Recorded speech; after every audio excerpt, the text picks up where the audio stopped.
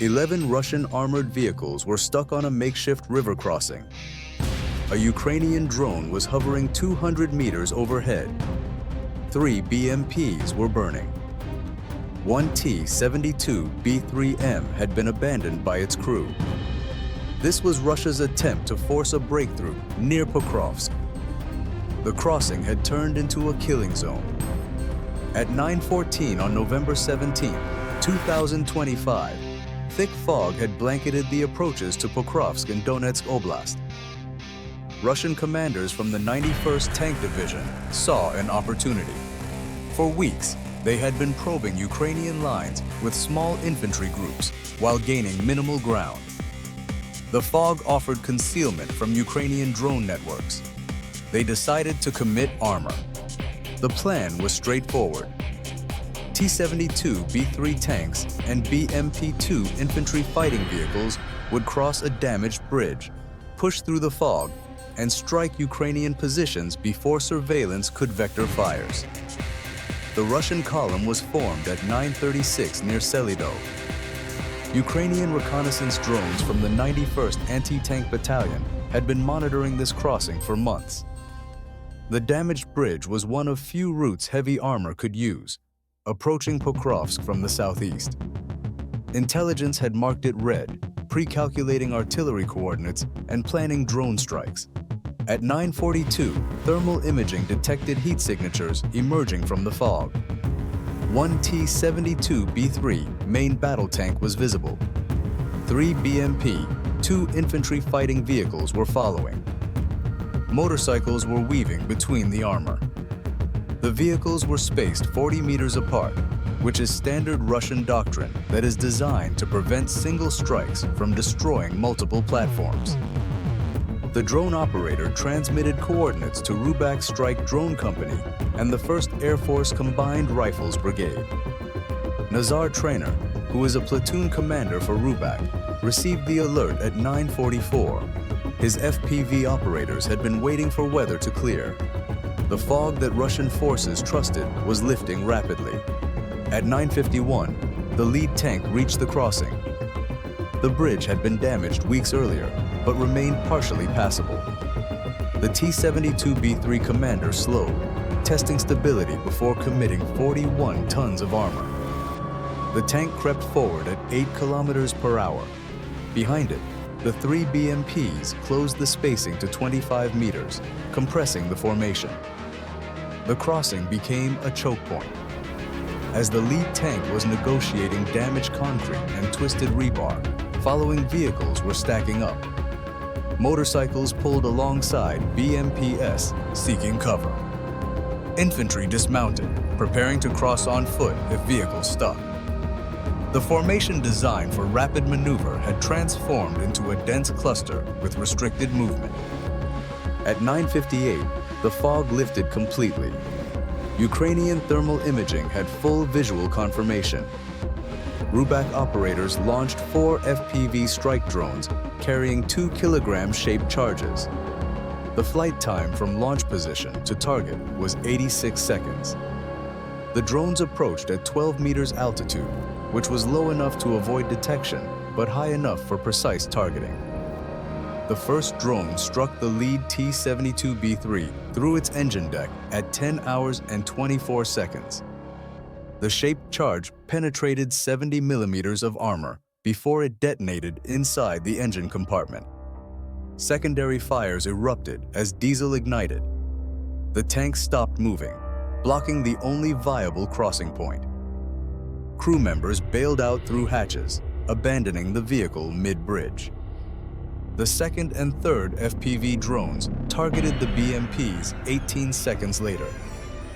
One drone hit a BMP-2 through its open rear hatch. The shaped charge detonated among infantry preparing to advance. The BMP caught fire as its fuel tank ruptured, spreading burning diesel. The third drone struck from above, penetrating the thin 7mm roof armor and destroying the engine. Russian forces attempted to reverse, but the narrow approach left no room for maneuver.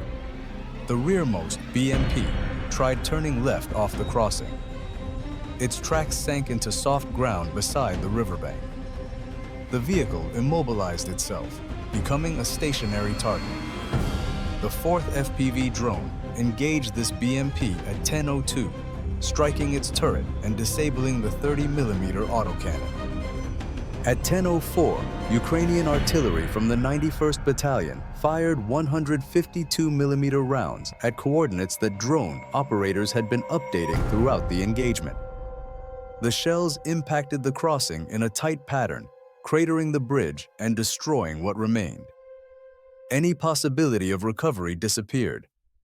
Secondary explosions from ammunition intensified fires across the impact area. Heavy bomb-carrying drones from the 1st Air Force Brigade were launched at 10:07. These platforms carried 5-kilogram warheads designed to finish armored targets. The first heavy drone struck the disabled lead tank. The second targeted a BMP that had reversed 50 meters.